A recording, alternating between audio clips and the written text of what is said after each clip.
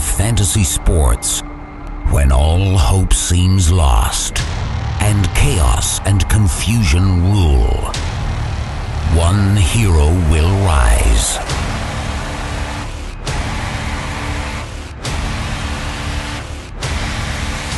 And change everything. GoingFor2.com. Because no one remembers the extra point.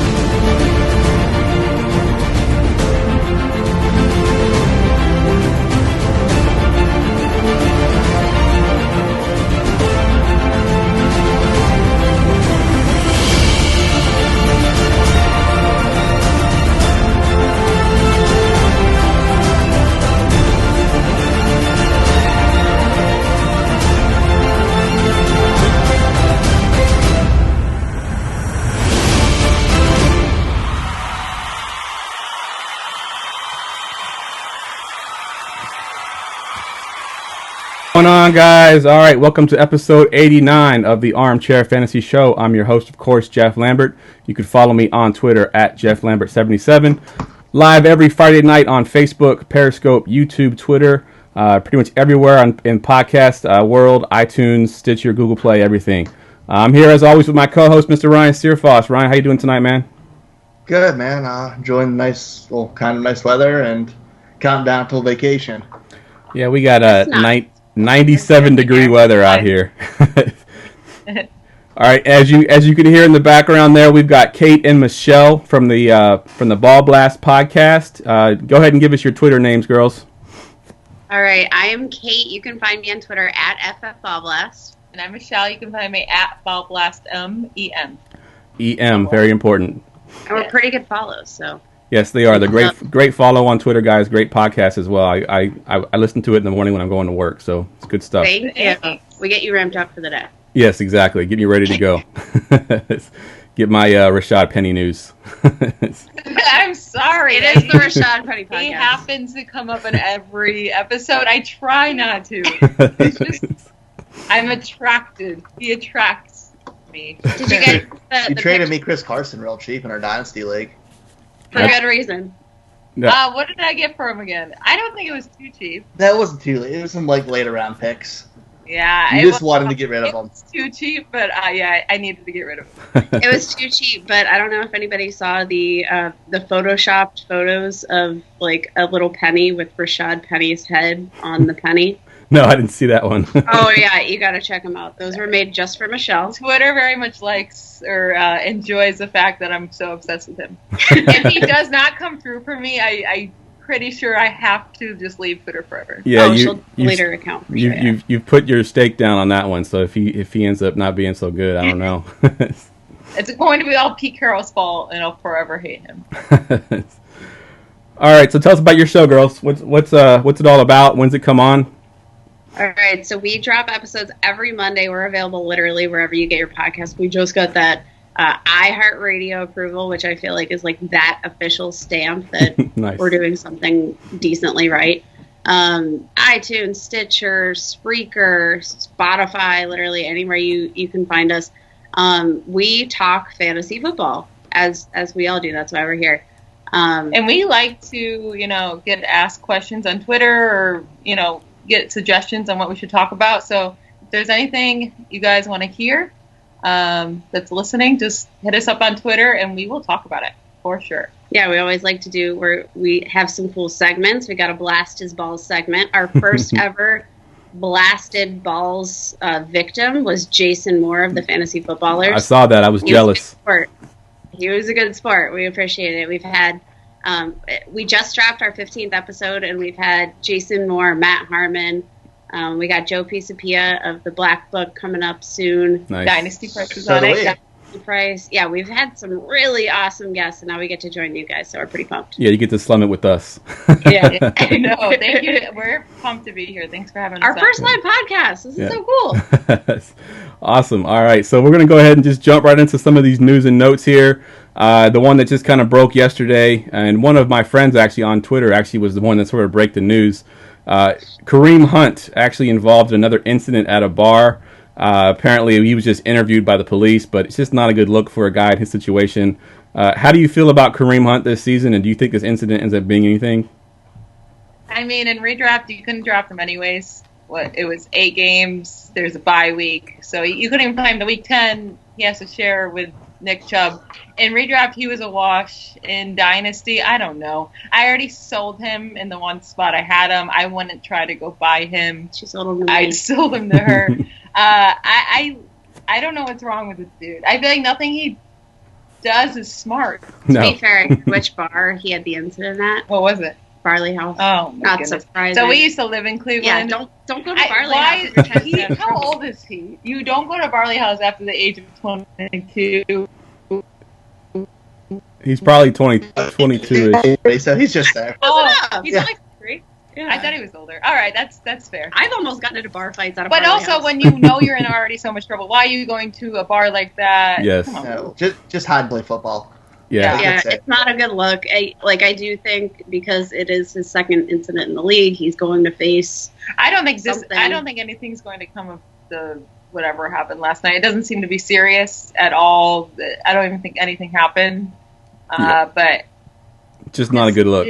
If No. if I own Kareem Hunt in one of my leagues, I'm super nervous. I'm trying to sell him. I don't have any in my leagues, thankfully, but you know, if he's still screwing up for me, I mean, he's still going out to the bars and getting these incidents. It's a matter of time before he explodes again, especially with an 8-game suspension. Like, what else is he going to do?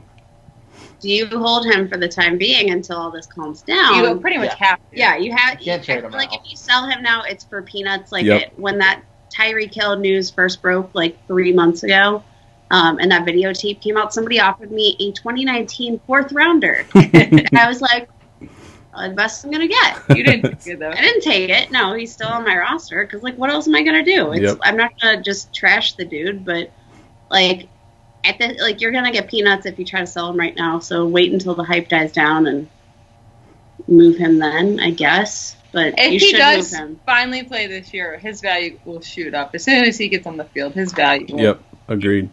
Yeah. Ryan, how do you Still feel not about as good Kareem as Hunt? Chubb, though. What was that, Ryan? I say still not as good as Nick Chubb. No, definitely not.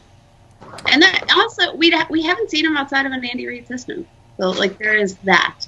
Yeah, and there's also the fact that made the fact that Damian Williams look relevant. Yep. So we don't know what he's going to look like outside of Andy Reid's system. I was just going to say that they made Damian Williams a lifetime backup, look really good last year. So is it Kareem Hunt that's really good, or is it just that system that's really good?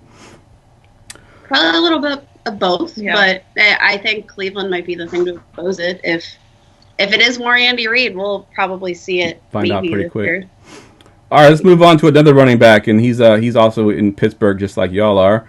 James Conner. Earlier in the season, he came out and said that he expected to have a split between him and Jalen Samuels, but now he's coming out saying he's going to have a similar role as he did to last year, which is basically a workhorse back. So what do you believe in here with James Conner? As soon as he said it the last time, Twitter freaked out. I told everyone to calm down. He will have the workhorse role. He's going to. And I love how quickly that changed. It was 3 weeks ago. He said he was going to be splitting carries, and now he's like, "Yeah, I'm going to have the same role. Don't worry about it." He's going to have the same role. The issue will be, can he stay healthy? And we have yet to see him be able to stay healthy.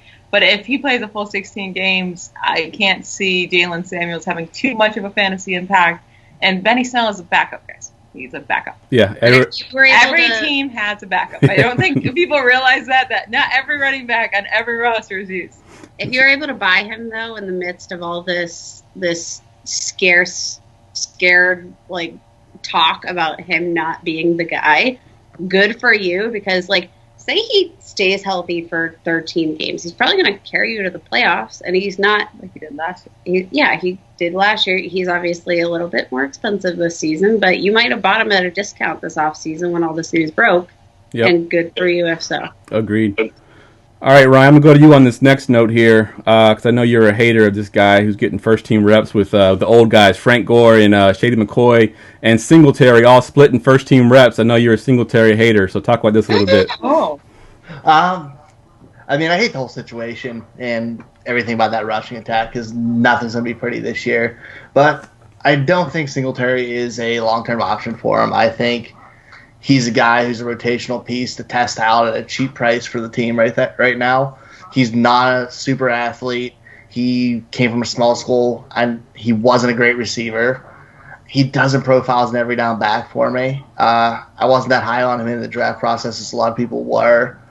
Because it's limited, he's limited, and that team is going to find something else, especially with next year's class coming.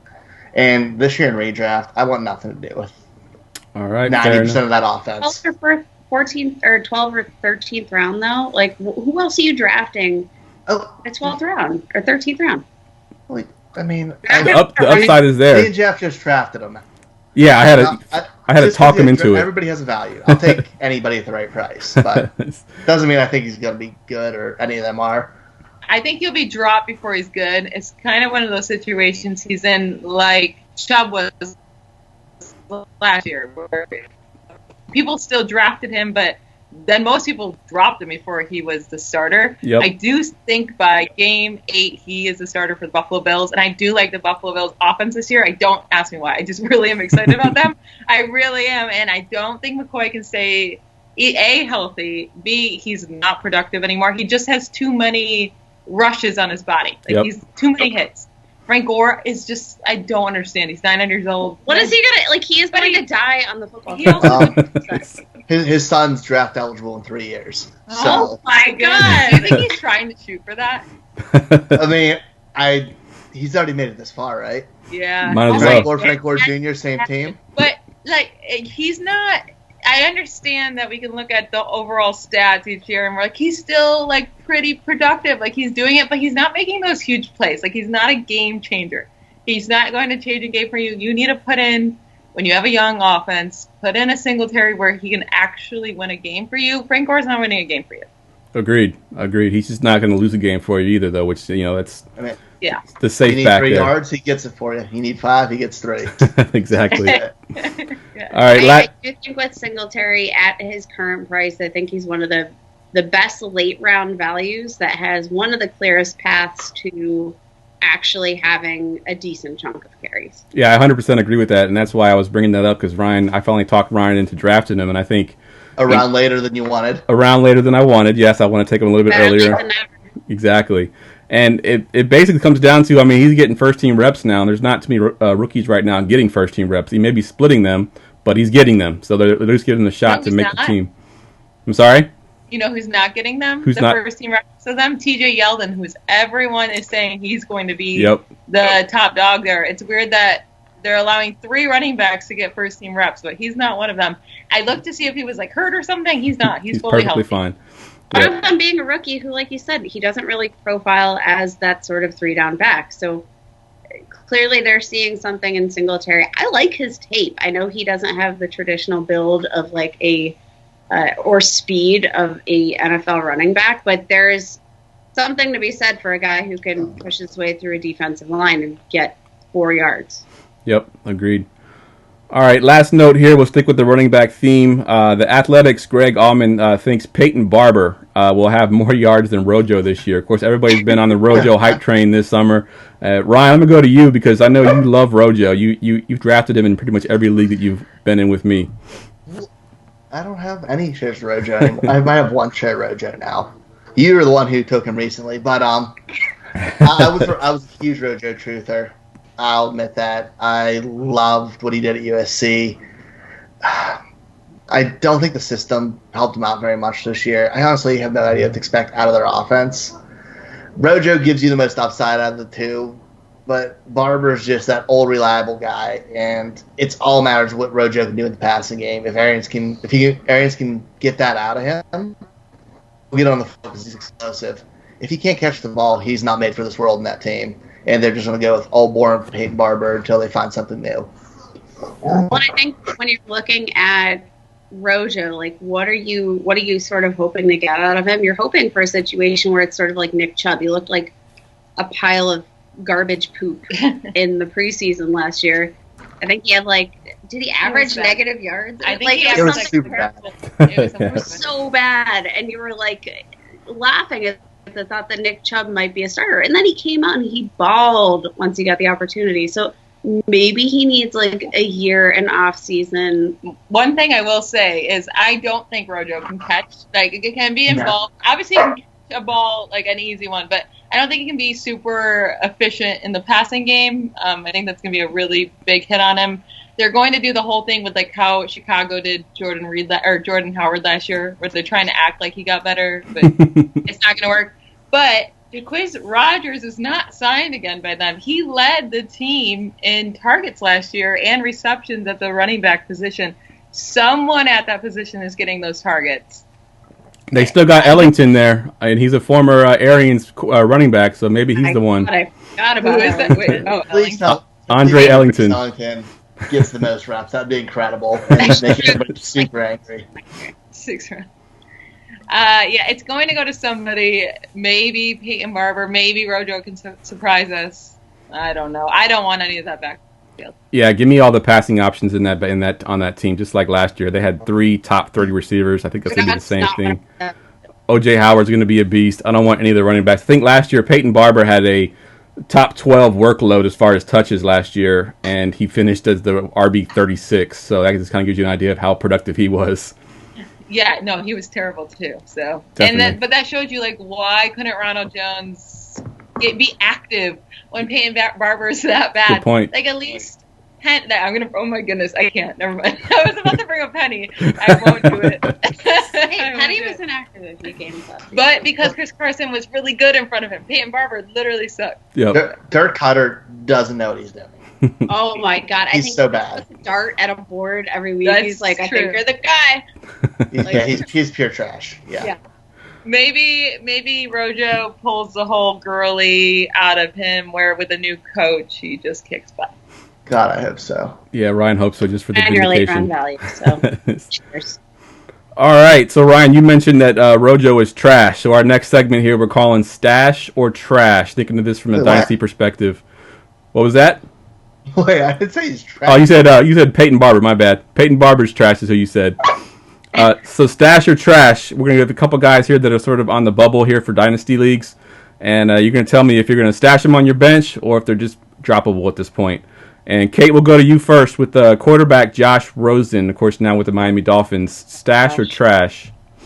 All right. I'm going to kick myself in the behind for this later, but I'm going to stash him. Ugh, I hate him. I really don't. I don't like his face. I hate the faces that he makes. I have a fixation on faces. I told you before I didn't want to make weird faces this whole podcast. Josh Rosen makes weird faces. Anyway. Can Josh Rosen's face be anything? Oh my God, his face is terrible. Everybody send pictures of Josh Rosen. No! To Kate's Twitter. Face where he's like, I don't know. Bonus if you can find the Josh Rosen hot tub picture. That may be the first time on a podcast that we've had analysts on someone's face. Anyways, I'll move on to the more important things like touchdowns, interceptions, and the fact that this dude cannot hold on to the ball. He had terrible efficiency metrics. So there are 32 starting quarterbacks in the NFL, right? His true passer rating was ranked 35 in the league. Oof. Let's see, accuracy rating, 34 in the league. Red zone completion, 51 in the league. He was a starting quarterback. Yeesh. That is astounding. 41% red zone completion. He struggled, but when we're sacks? Let me see. Sacks. I should have sacks. I'll look it up. You keep talking. So Michelle will look that up. When you look at player profile and you look at his stats for the 2018 season, and you see that he had a supporting cast rating of ranking of 32, which means he did not have anybody around him to make him better. And sometimes you do see that. If you have good players around you, that is going to elevate your play because they can sometimes compensate for maybe what you're missing out on. He didn't have that last year. He had a terrible offensive line. He had Larry Fitzgerald, who was great, but he's still aging. We can't pretend that he's not. Yep. He just didn't have proper pieces in place to actually, say, I don't think this guy can make it. He just didn't have the right pieces around him. I'm going to stash him for one more year. I do have him in one super flex league. Yeah, because David Johnson, Christian Kirk, and Larry Fitzgerald are so bad compared to Balaj, Drake, Kenny Stills. But you have to look Devonta at the offensive line because, David Johnson, we didn't see him play up to the hype that we wanted him to last season. True. I don't think he reached his peak. I don't think Larry Fitzgerald was Larry Fitzgerald-like. And again, you have to have all the right pieces to come together before you can really say that, yes, this guy had a fair shot at a starting quarterback job. All right, so you're going to stash him with the chance that he might be better than terrible. He might, and you know what? If he wins out, what I'm going to do, I'm going to sell him to another owner in my Superflex league as soon as he has a decent game where he doesn't look like crap. Good point. All right, Michelle, we'll go to you. Running back Ito Smith. Are you a believer, stash or trash? No, I'm a strong non-believer with Ito Smith. I've been saying that for a month or two now. I mean, so at the end of the year, you're getting excited. He was getting, an opportunity there. Tevin Coleman was dealing with some stupid small injuries, but everyone was so low on Tevin Coleman. Everyone said that Tevin Coleman was, sucking. And Ito Smith, I hear Ito Smith took over Tevin Coleman and did a better job. Ito Smith averaged 3 yards attempt, while Tevin Coleman averaged 4.8. I don't know how Ito Smith somehow did better. And then the team, they went and drafted. It's not like huge draft capital, but they went and drafted a 5th round pick and a 6th round pick in Quadre Olison and Marcus Green.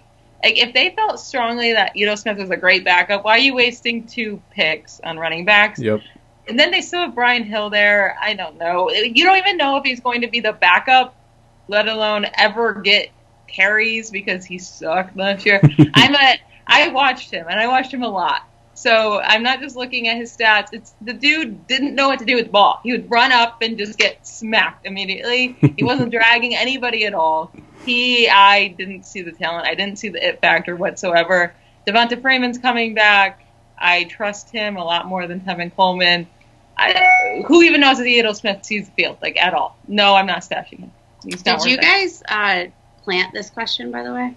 Yeah, I hate him. Did you see Michelle's upset on Twitter? Oh, yeah. I called him a pile of poop. I didn't call him, to him, but I used it, I was poop responding. Emoji? I used, the poop emoji. And then he liked my tweet. So I called him an asshole. Wow. I didn't, at him or anything. Who looks up their name on Twitter? Yeah, a notification popped up on her phone, and she's like, Ito Smith liked my tweet. Wouldn't it be funny if it was the real Ito Smith? Yeah, I felt bad. That is funny. Wow. I'm sure he's a nice guy and he's talented, but he's just not talented enough to be in the NFL. Plus, he's super passive-aggressive on Twitter. All right, Ryan, we're going to go to you on this next guy because he's on your team. Kenneth Dixon, stash or trash? This is super easy. He's trash. He's not going to make it through camp. He's going to be cut. He recently posted a video driving with no seatbelt on with his kid on his lap. He's done. He's getting cut. He's not good. He's buried on the depth chart. Easy. Gone. And they replaced him basically in the draft with Justice Hill.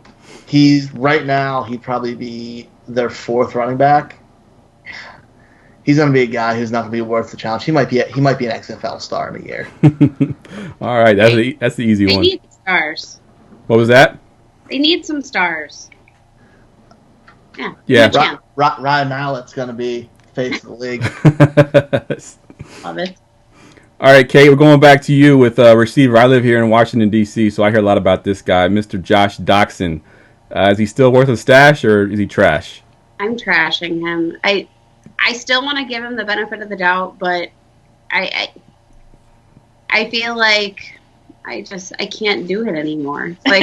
We do this every off season. We do this dance. We talk about Josh Doctson, and the fact that he should be the guy, and he's just not the guy. He doesn't have the catch percentage. He was playing with Alex Smith, for God's sake, and he couldn't catch a ball. Yep. Alex Smith is an accurate quarterback, and he didn't have the catch percentage. I don't think, like Dwayne Haskins might be coming in, might be a nice pocket passer, might be able to put the ball where he needs it, but he's like NFL wise, he's a wide receiver 3 to me. I'm not holding on to that for fantasy production. I don't believe in it. Trash. Bye. Yeah, I agree with you 100% there. I think the talk here in DC is that he's pretty much the receiver 4 out here now behind Paul Richardson and the 2 rookies. So not a good look for him right now. I think he's definitely it's trash for me as well. We say Josh Doctson or Devonta Parker. I'd still go with Devonta Parker. I would go with Doctson. No. Okay, so you might see Devonta Parker go out and play with Ryan Fitzpatrick. He made some very fantasy relevant wide receivers. Okay, but for a game? They have to play Josh Rosen, and no, I don't want any wide receiver playing with Josh Rosen. No. You're winning games. Yeah, I think I'm going to go with Doctson as well on this one, just because I do think that in that team, I think that he has a good chance to sort of make a comeback there. Haskins is going to sling it around the field, hopefully. They're both terrible. I think they're both trash, but if I had to pick one, I'm going to go with Doctson. All right. What was that? Oh, I thought Ryan said something. All right, now we're going to go back to you, Michelle, with Corey Coleman. Stash or trash? Obviously trash. I don't even know if I need to say more than that, but if anyone excited about the Giants offense, and then you bring in Corey Coleman into the conversation, who has a ceiling of the 5th target on the Giants offense, because he's not going to get more targets than Ingram, Barkley, Tate, or Shepard. So your ceiling is the 5th target on the team, which, no, I don't want the 5th target on the Giants team. I don't even want the 4th or really the 3rd. And then you already saw him play without OBJ, so it's not like, oh my goodness, OBJ's leaving. He had 5 games without him, 0 for 0, 2 for 2, 2 for 1, 1 for 0, 0 for 0. 3 of those 5 games he had 0 yards, and then 1 game he had 8 yards. No, he should be on everyone's waiver wire, and he should be out of the league. The thing I want to know, there's something wrong with Corey Coleman, and I don't know what it is. There's something wrong with the team switching. Why does nobody want this former first-round pick? Yeah. First-round picks. I know, but he broke his hand, his rookie and sophomore season. I was high on Corey Coleman after his rookie year. I was high. But I'm saying, he comes back from the broken hand, and all of a sudden he's hot trash. Nobody wants this guy. So, there has to be something else about Corey Coleman that we just don't know about. Could be his work ethic or something. Wasn't trying. On Facebook, AJ wants to know, he says Coleman could be their best deep threat. What do you think of that with the 2 slot guys, basically, in Shepard and Tate? He could be their deep guy. Does Eli Manning throw more than 5 yards? Good point. He tried in the second half of the season. And he barely connected with OBJ. No, OBJ was the best quarterback. I don't think Coleman is going to break open that deep passing game when OBJ couldn't. So no. Good point. Yeah. All right, Ryan, bring the segment home with stash or trash Keelan Cole for the Jacksonville Jaguars. Oh god, this one's so painful because I like Keelan Cole, but I don't want him on my team.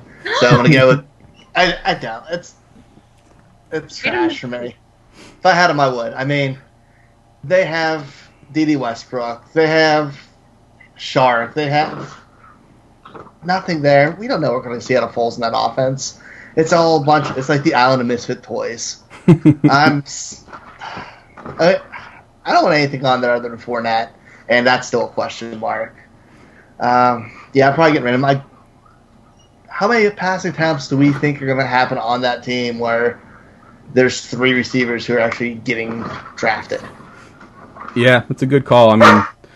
Nick Foles is there. It's a little bit of improvement. I don't think any of those receivers have sort of separated themselves and be the number 1, so it could be any of those guys to take over. It could be Keelan Cole. Westbrook is the number 1 for me, but I definitely think Keelan Cole can be a down the field guy.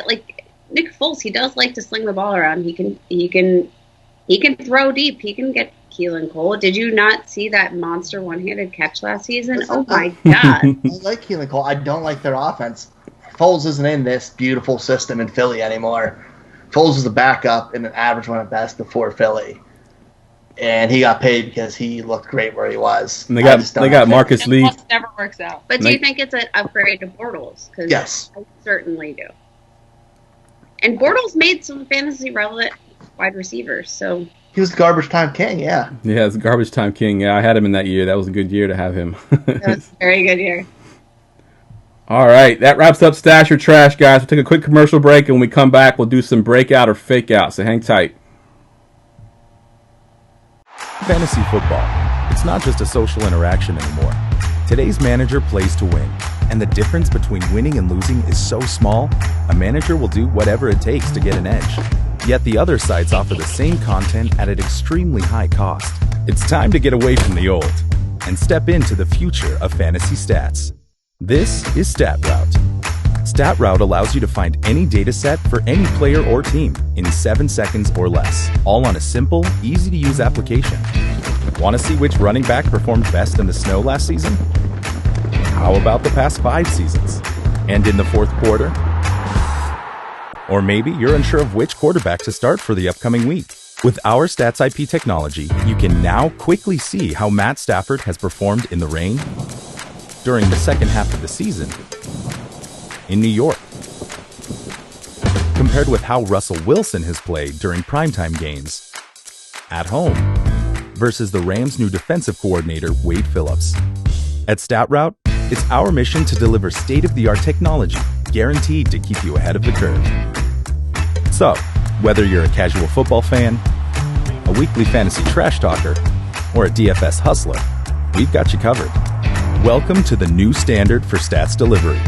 We are StatRoute. Take back your league.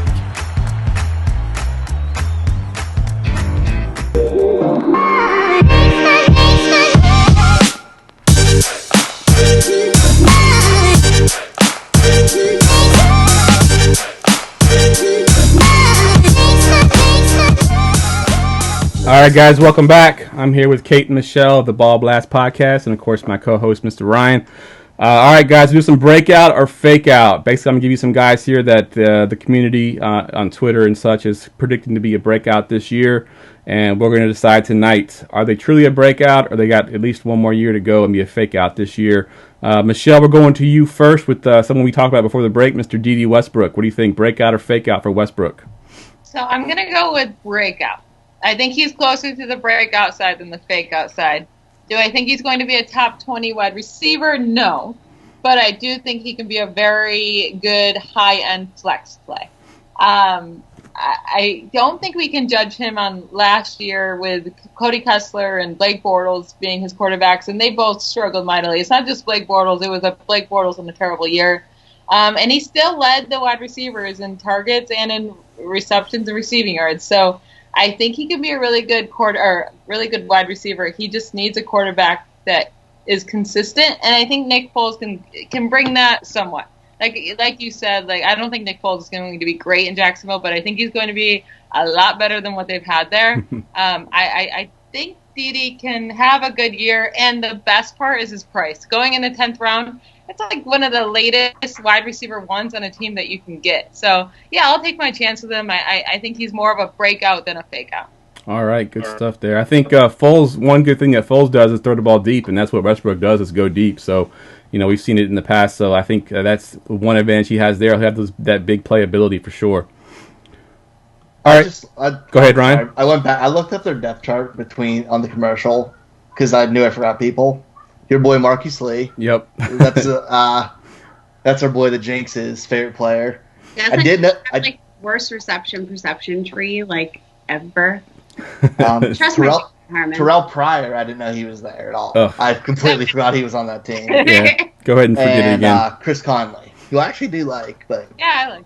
There's a lot of dudes there to get the ball. Yep. I think the only one that will have a solid role that you can trust is Dede. Besides, the wide receiver 2 is just up for grabs. But the wide receiver 1, I'm pretty sure that Dede has that spot pretty locked down.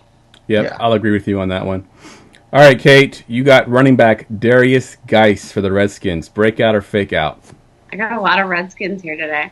I'm going breakout, but not yet. So I don't think that this is his year. I think this is going to be your opportunity to buy him low. When he comes out and maybe looks a little slower than you want him to look at the NFL level. He's still really never seen NFL game time. Like, he's coming into the season essentially a rookie. He's seen NFL action. He's had a year with the playbook, but we don't really know what he's actually going to look like when he's hit by a defensive back at the NFL level. Like, we don't know. He's coming off a torn ACL. They signed Adrian Peterson to another year. I'm saying next year is when he's going to see the bulk of the carries. Like, Dalvin Cook coming back, he looked a little rusty at first, and then we slowly started to see him look more like the Dalvin Cook we expected. I think Darius Geis is going to have a similar start to 2019, and I think they're going to ease him back a little bit more than we'd like for now. You think there might be a second half breakout where we can see him put up some fancy points towards the end of the season or towards mid-season? That's what I'm expecting. Most of the points that I'm projecting from him, I'm thinking are going to come closer to the second half of the season. I do think they're going to utilize Adrian Peterson more than any of us really want. He's going to be a great best ball buy. I think late in best ball drafts. I like Adrian Peterson. I had a dream last night. Not last night.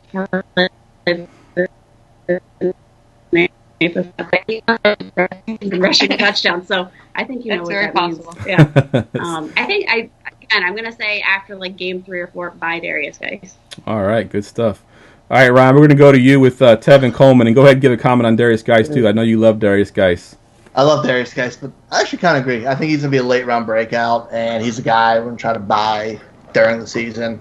I think he's super talented. It's been a long time since he's played. He played banged up his last year at LSU, too, and he missed some time then. So it's a lot to come back from.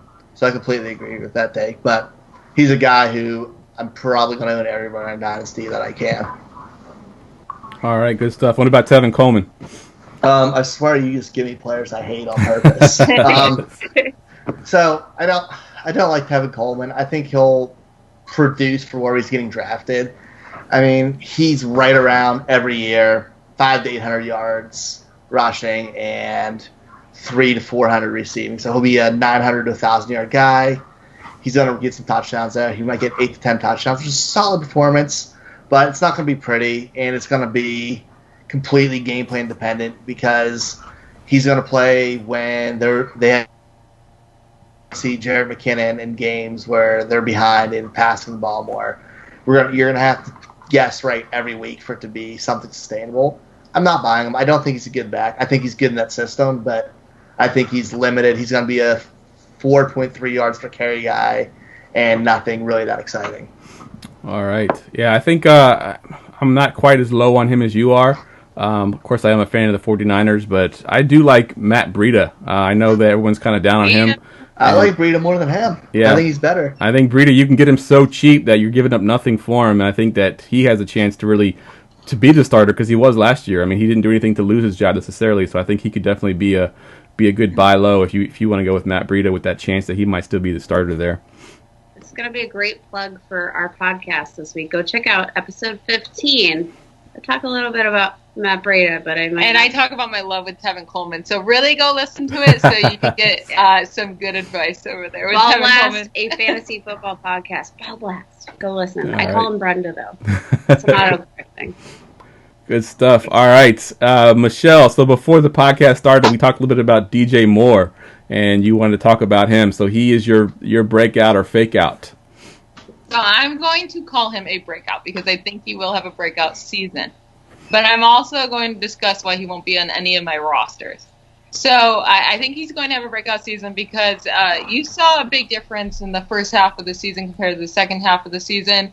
First 8 games, he was only getting 40% of the offensive snaps. Like that's pretty low, but he was a rookie. It's reasonable. After week 8, he saw 70% plus in every single game, and he really was producing. So in those 10 games, if you project those out to 16, you get 102 targets, 955 yards, which is really great for a rookie, especially when you think about him dealing with Cam Newton shoulder injury, can't throw more than 20 yards, he said, down the field. So my only concern is the touchdowns. He only had 2 touchdowns. He's only 5'11". You know, Cam likes those taller guys in the red zone. Yep. So that's something to keep an eye out. But I still think DJ Moore will have a pretty nice year. He's going in the 5th round, which is a little pricey, but I think it's fair. The reason why he won't be on any of my teams is because you can get his teammate, Curtis Samuel, 5 rounds later. 9th, 10th round. And I think they have the same exact ceiling. So one thing I just want to point out real quick is I think people forget that Curtis Samuel, 1 year before DJ Moore, was a 2nd-round draft pick. Yep. Like, I don't know if people realize that. And it's not just a 2nd-round draft pick. He was an early one. Like, he was taken with the 40th pick overall. DJ Moore is the 24th pick. If people think, like, 16 picks is that different, it's really not. They both have the same ceiling. They're both the same body shapes, 5'11". And I really love Curtis Samuel, and his price is so cheap. Curtis Samuel was only getting 20% of the snaps until Devin Funchess finally left. Like, he got hurt or he wasn't seeing time, and deservingly, he should not have been on the field. And as soon as Funchess got out of there, Samuel took over those wide receiver 2 role, 80+% of the snaps in all of those last 5 games. And you project those 5 games into a full 16 season, which I know is small, 954 yards, 5 touchdowns. I love this man. And it's really just I will be on almost all my rosters if I can get him. DJ Moore probably will not be in any of them. She can't get him in every league because we are in a lot of leagues Yeah, together. she likes him too. But I do like, if you have DJ Moore already on your Dynasty team, then I really do like him for a breakout. It's just like redraft. Why take him when you can get the same exact thing 5 rounds later? Good point there. I do love me some Curtis Samuel. I know Ryan's a big DJ Moore guy, and I'm more on the Curtis Samuel train. Ryan, both actually. Huh? What'd you say? Do we agree on anything? No, I love Curtis Samuel. But you really love DJ Moore. I do. I think DJ Moore's a superstar in the making. All right, good stuff. All right, Kate, we're going back to you. The Miami Dolphins once again with Kellen Ballage. Is he a breakout or a fake out with Kenyon Drake in front of him? I think he's a fake out. I do think he has the potential to get carries, though. So I don't think he's the real deal. I think Kenyon Drake is actually far and away the more talented back. He is electric. He touches the ball, and it all of a sudden is like 40 yards down the field. He knows how to move and navigate the field, and I don't think Kalen Ballage is there yet. But I do think he might have some like flex value against a bad rushing defense in the 2018 season. I don't think he knows how to navigate the field. He looks just like he runs into the line. Like, he doesn't look like he knows how to navigate around his offensive line and utilize blocks. He just doesn't look the part. This is how like tricky looking at end of the year stats can look, because I think he averaged, I want to say like 5.3 yards per carry or something. Mm-hmm. He had a 75-yard run. Yep. You literally take away that 75-yard run, I think his average drops to 3.3 yards per carry, and that's the stuff you have to watch out for. Yeah, that's a great call. I don't see it. Maybe a volume-based play against a bad rushing defense, and that's the extent of his breakout for me. Yep, I think I agree with you on that as well. I think that Kellen Ballage is basically a Drake handcuff, and if Drake can't sort of carry the load, being a smaller guy, then maybe Ballage gets the volume there, but he's not good enough to really be a top level back. I think he's just more volume based. Yep. He's the second worst vision I've ever seen with a running back. That right behind Trent Richardson. Like he's not good at running back. He just looks like he doesn't know where to go at all. Like, he's just like, I think I'm going to go forward, but there's men standing in front of him there. And we're going. Good Super stuff. confused about it. All right, Ryan, we're going back to you now. We got Deshawn Hamilton, receiver for the Denver Broncos. Breakout or fake out? I like the player, but I think he's a fake out this year, just from years of watching Flacco and seeing, as a Ravens fan, and seeing the kind of players he likes and where he throws the ball. The slot's really not his thing for receivers. He likes to throw deep to the receivers on the outside, and down the middle of the field, it's tight ends and tight ends only. It's been like that for a decade now. I don't see him changing. If we get the Drew Lock era sooner than later, I think he does great, but it's all contingent of that. With Flacco, Hamilton's not the guy. He's going to force the ball to Sutton, Fant. All right, good stuff. There any comments on Deshawn Hamilton, Kate or Michelle? I like him more than Ryan does. I don't think he's ever going to be dominant in the league whatsoever, but I think in PPR he will be one of those guys that, give you 5 receptions a game for 45 yards. Like, that seems very much what he does. So he can be used in the flex in full PPR, but I guess I agree that he's never going to be this dominant guy. I don't really know who will be there. I think it's a product of the offense, though. We saw Manny and Demaryius Thomas crush it, and I don't think Emmanuel Sanders is ever going to come back to be Emmanuel Sanders. But Emmanuel Sanders was a lot better than Deshawn Hamilton. I agree. Absolutely. Yeah. But what I'm saying is I also don't think their offense. I do think they want to get back to that ground and pound rushing attack defense, and I don't their offense doesn't. They don't want to have a Bruce Arians offense. They don't want to have a Cliff Kingsbury offense. They want to run the ball. Yep. And they've got 2 running backs who are pretty talented to do it with. They're not going to force the issue, and I think that also caps him. If you want to throw the ball, you can throw the ball. I think in a deep league, 16-team league, he can be a very good flex play in PPR. But besides, probably say better options, bigger upside, other places. All right, good stuff. All right, I agree. We're gonna do a little this or that, the ADP version here. I'm gonna give you 2 players, and I'm gonna give you their current ADP, and you tell me who you would rather have out of these 2 guys. And Kate, we'll go to you first with 2 guys that are on the same team. AJ Green or Tyler Boyd. AJ Green is going at the 306. Tyler Boyd's going at the 603. Who do you prefer out of those 2? All right. I'm going to take Tyler Boyd, although I do not want that to be misconstrued as me not giving AJ Green some respect, because the dude is going a little too far for my liking. I feel like he could still go at the end of the second round and be a valuable draft pick, but he's falling, and it's because I think it's a lot of recency bias. But Tyler Boyd, he was so efficient last year. I believe in the 3rd-year breakout for Tyler Boyd. He saw the same exact, I literally plotted out his stats with and without AJ Green. It's like a static line. He does not depend on AJ Green. That production is all Tyler Boyd. He played with Jeff Driscoll last year, who I know Andy Dalton is not like Mr. Super Bowl MVP, but he's still an upgrade to Driscoll. Definitely. I think. And he had a rough season, rough offensive line. I know they just lost their tackle, but I still think that Tyler Boyd, he's young. I like him. He's been a bit healthier. I'm just going to take the later round value there. Yep, I agree with you on that one as well. I think I think Boyd's numbers were actually better when Green was healthy, so that kind of bodes well for him as well, because Green is coming back. Hopefully he stays healthy, stays on the field. So Boyd is definitely a guy that I want in that 6th round. It could be my receiver too, so I agree with you on that one. All right, Michelle, we're going back to you, and then we're going to talk about your Boyd this time. Hey! Yeah, I feel like I could just take a sip of this drink and not answer, and everyone would know. They would know who we were talking about. We know who I'm going to say. Come on. Obviously, it's Rashad Penny. You could basically put anyone in this question. But, Rashad Penny, 701. But you also put him against, my least favorite person, Josh Jacobs, going in the 3rd round.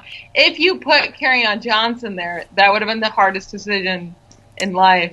I meant to do that one next time. It actually would have been Kerryon Johnson. But Rashad Penny against Josh Jacobs, easiest decision. Josh Jacobs, why is he going in the 3rd round? Dude has never had more than 120 carries in a single year at least the last 4 years. I guess it didn't go in high school, but why would that make him a 3rd round pick? Yep, good call. Why is he going in the 3rd round?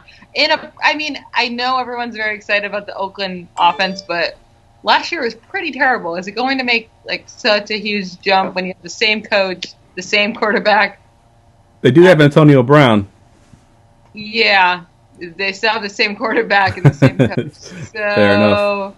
And when you look at Gruden, like, and what does that just mean? They're going to throw more too? Does that really help? Open up rushing lanes.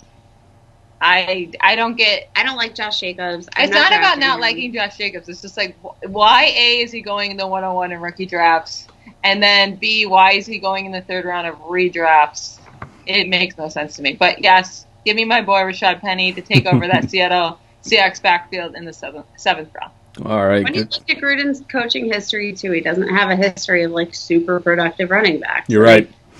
I think I heard a stat, and I want to say one of our guests that came on, John Lobb, actually pointed this out. I think he's only had, John Gruden in his coaching career has had only one running back won his entire career, and it was Charlie Gardner, I believe, at the Raiders a while back. So, wasn't work done? No, it wasn't work done, and it wasn't. I think he had Cadillac Williams for a while too, and it wasn't him either. It was Charlie Gardner was his only one in the Raiders early on in his career. So that was a pretty telling stat right there. All right, Ryan, we're going to you next with Devonta Freeman against Mark Ingram. Freeman's going at the 308. Ingram is basically going around later at the 409. Who do you want out of these two? Oh, I love them both. And you're putting me against my straight homerism with a Florida State running back and a Ravens running back. But I'm going Devonta Freeman. I think he has RB1 upside if he stays healthy. And he's shown, when he's on the field, he's shown nothing but being a complete player. I'm going to go on the upside with him, even though I think Ingram should get it. All right, good stuff there. Going with Devonta Freeman, and I agree with you. He can be an RB1, and people think that this guy's old. They feel like he's like 28, 29, or getting up to that 30 age range. He's only 27 years old, and he just turned 27 in March, so he's still a really young guy. I think he comes back from this injury and he's fine, and I think that in that offense, I think that he's going to be an excellent play there at the third round. So I'm agreeing with you. I'm going with him at the 308. And the fact Ito Smith's behind him and he's terrible. Yeah, he has no competition for carries for sure. All right, Kate, this or that. So you got Hunter Henry, tight end, at the 602, or Vance McDonald at the 801. Who are you going with, Kate? I'm a Steelers fan. I got to go Vance here. I am a believer in Vance. I like Vance McDonald a lot. He needs to stay healthy. But the Steelers have 226 vacated targets, and I can't picture all of those going to Juju Smith-Schuster, although I love him. I think Vance McDonald, although he wasn't necessarily like a consistent fantasy asset last year, Ben actually was utilizing his tight ends, just not the same one every week. Like he sort of bounced back and forth from McDonald to Jesse James, and it was sort of like one of those guys is probably going to have a decent week, and they usually did. I'm pretty sure both of those guys combined for over 1,000 yards. I just think when you have that sort of potential, you have the opening of the offense, Ben has to learn how to spread that ball around. And Vance actually showed, like, I don't know if you remember, I think it was against Tampa Bay last year, that stiff arm. Yeah. Vance McDonald just, like, demolished this guy and ruined his life. Like, he has that yards after contact capability. I love Vance McDonald. It's the only reason anyone is considering drafting him this year. Is that one stiff arm. But don't draft Vance McDonald. No. Okay, so I looked up. Stop it. I looked up. I don't think Ben is going to throw the ball 675 times, but I do think he's still going to throw. Ben Roethlisberger is an egomaniac. Not like Aaron Rodgers level, but like dude likes to feel himself. Dude likes to feel himself. Dude likes to throw the ball. He likes to be like, I'm sorry, Ben does not like handing off the ball. Yep. And there was a reason why when Fitchner was promoted offensive coordinator, everybody was excited because they were like, oh, Ben Roethlisberger is probably going to get a little bit more time to pass the ball. And he did a lot. Yep. They're not going to repeat that because it did not work out whatsoever. But he's still going to throw the ball a lot. Fitchner is still there. There's vacated targets. McDonald showed, like, I didn't really see a ton of deficiencies with Vance McDonald. I like him a lot, but when I looked at my projections for next season, they were literally, I think, 18 points apart.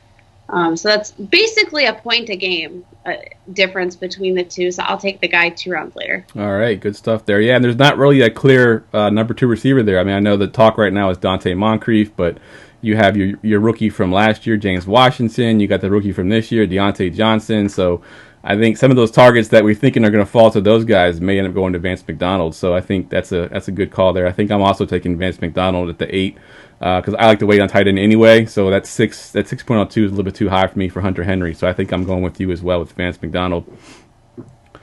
All right, Michelle, we're going to you this time. We got an old quarterback, probably maybe his last year or second to last year, in Drew Brees going into 705. Or the young guy going 807, Mr. Kyler Murray. Who do you got, Michelle?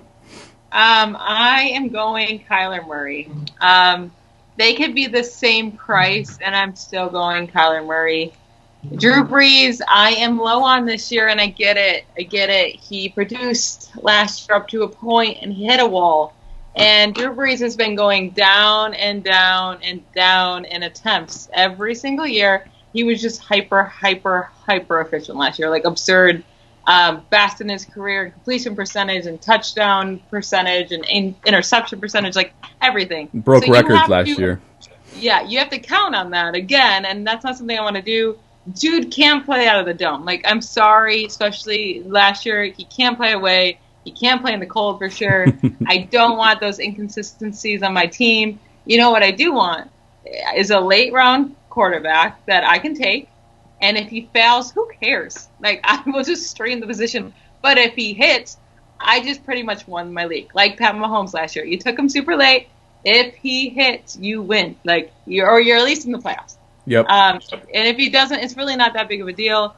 So Kyler Murray really good with his rushing ability. So he's not. I don't think he can just bomb out. He can rush, and that's huge in fantasy. So I think he gives you that safe floor. And then if he ends up really sucking, I'll just drop him in stream. But I think he can totally. I think he can ball out, and then it's a league winner. So I'll take the chance on Kyler over Drew Brees. Yeah, I'm with you on that one as well, just for the upside, because you know what you're getting from Drew Brees. You know, he's consistent. You know, he's going to give you a solid performance every week, but Kyler Murray gives you the upside where he can like you said, win your league. He can be this year's Pat Mahomes. You know, with that rushing upside, you know, he's going to have a very high floor to begin with the rushing ability, and if he can put together with the passing ability as well, I think that he can be the Deshaun Watson of this year. You know, where he just explodes into the scene. So I agree. I think Kyler Murray a round later is definitely a better buy than Drew Brees at the 705. All right, Ryan, we're going to you with 2 potential breakout candidates, second-year receivers. We got the 705 with Christian Kirk, or 1107 with the potential wide receiver 2 in Pittsburgh, James Washington. I'm going with Christian Kirk just due to the fact that he has the potential to be the team's number 1 receiver, and James Washington's upside is the team's number 2 receiver. I think that under Cliff Kingsbury that you're going to see 625 plus pass attempts for Kyler Murray, which kind of goes back to what you were talking about him earlier. That offense is going to be throwing the ball a lot, especially because they have no defense and have a squeaky ball behind me. A squirrel, actually. But so they're going to have a high-powered offense to be forced to pass. And Christian Kirk is by far their best receiver. He can play inside, he can play outside. Son of a gun, I apologize. Your dog really likes Kyler Murray.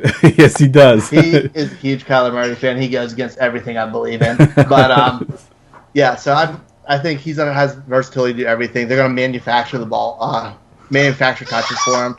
I think he has the upside of a wide receiver 1. What'd you say? I love how you keep throwing the toy back to him. Yeah. I don't know how to make him stop. Maybe you keep the toy in your hand. Yeah, just hold on to it. Oh, just wait till it happens then. He'll just start barking at me because he's super impatient. He's a monster. He's a good pup, but he's a monster. But no, I love what Christian Kirk can do for that offense. I like James Washington, but his role is very specific. He is a deep threat receiver, and they're not going to find that many ways to get him the ball. So they're going to spread the ball out. And I think Vance McDonald gets more targets than him, and possibly Moncrief does. When I think Kirk leads that team in targets, unless David Johnson does.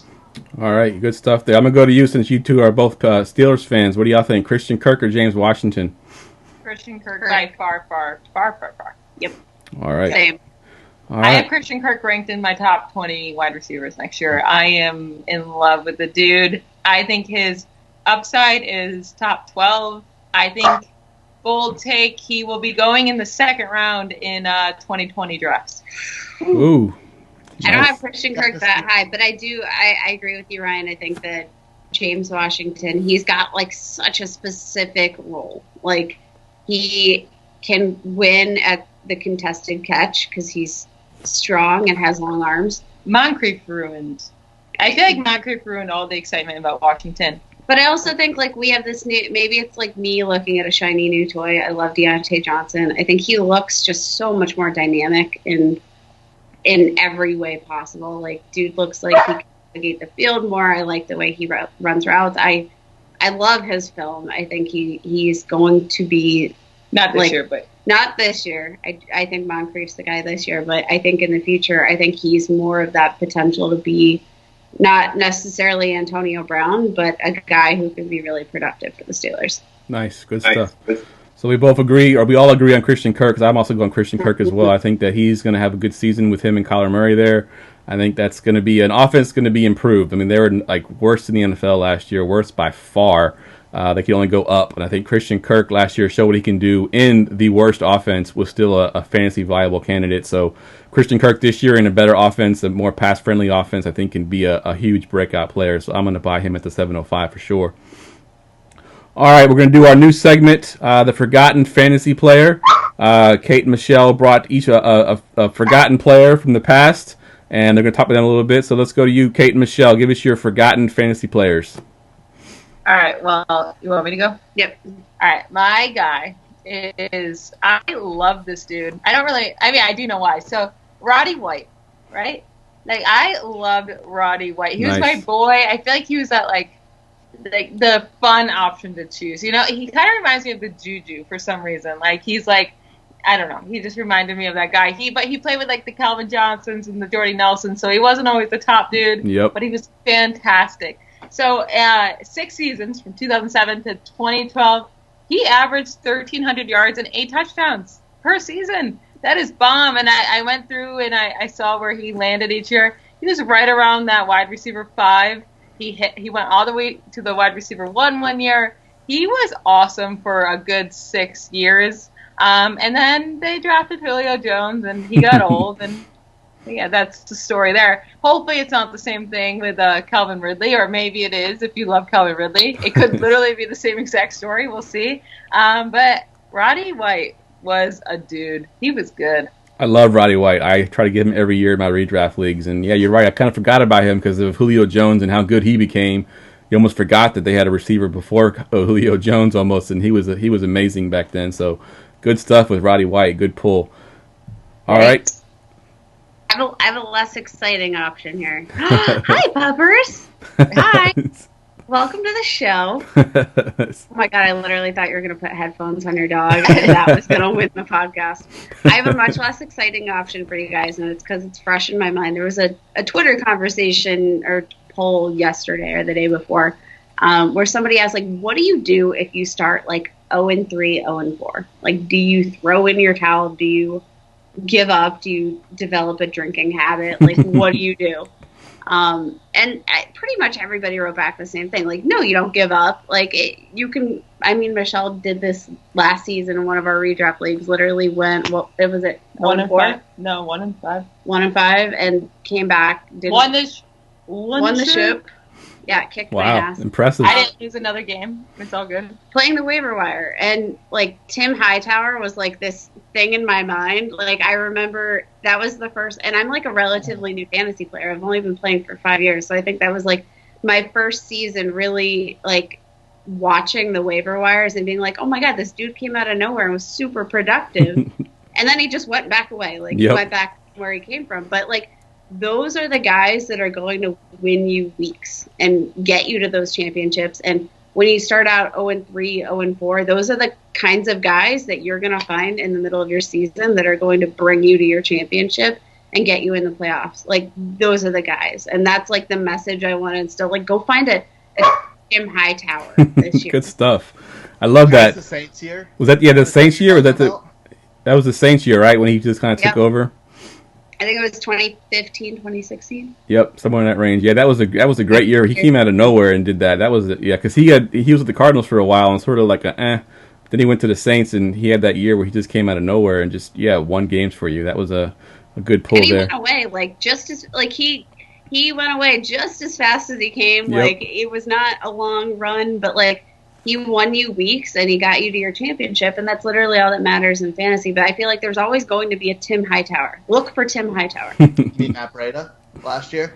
Yeah. Yes. Yep. Yes, Matt Breida. And I think he could do the same damn thing this year. Watch me. Deonta Foreman. Oh yeah, that's a good call. I heard a lot about him today. I got Deonta Foreman today. I've been yelling his name. No longer a secret. Okay, I already got him and everything. All right, give us one last time. Give us your Twitter handles, where we can find your show at, and then we'll get out of here. Go ahead and tell us where we can find you.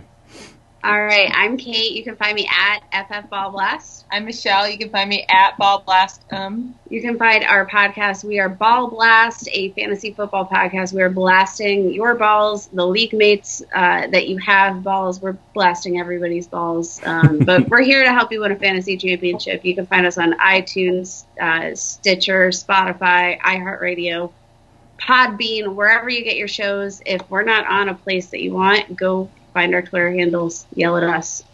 Kate's a lot nicer on Twitter, so if you want someone nice, follow her. Yeah. I'm like the yellow lab, and she's the pit bull.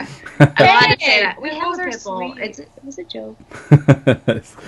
All right, good stuff. Thank you for coming on. I know this is kind of a long process here. We've been trying to get you on the show for probably about a month now, and to finally get it together, I think it came out really well. I think y'all did a great job, and I appreciate y'all coming on and looking forward to a great season and listening to your show. Oh, heck yeah. Yeah, and we're going to kick Ryan's butt in our league. Yeah, we'll keep it posted. All right. We'll see. All right. Have a good night.